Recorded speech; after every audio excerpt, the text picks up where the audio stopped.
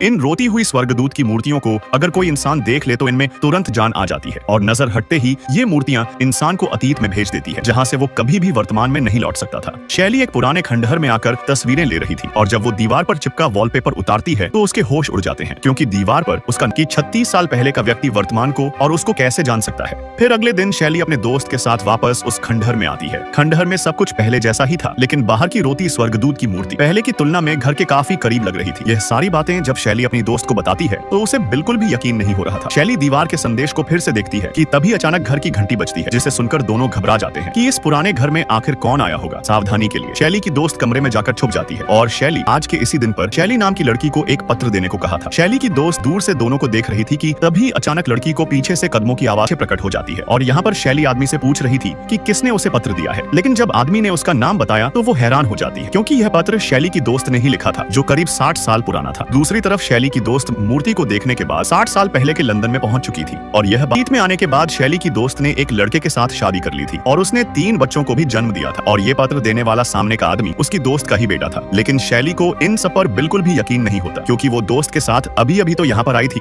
वो तुरंत ऊपर जाकर दोस्त को खोजती है, लेकिन दोस्त गायब हो चुकी थी। शैली को परी की मूर्ति पर एक चाबी मिलती है। इन अजीब घटनाओं से शैली का माथा घूम चुका था, क्योंकि पत्र को देखे हुए अभी कुछ ही मिनट बीते थे और उसकी दोस्त ने 60 साल भी गुजार दिए थे। फिर शैली जब पत्र के पत्ते पर जाती है तो उसकी दोस्त की कब्र भी बन चुकी थी, लेकिन शैली पर नजर रख रही थी।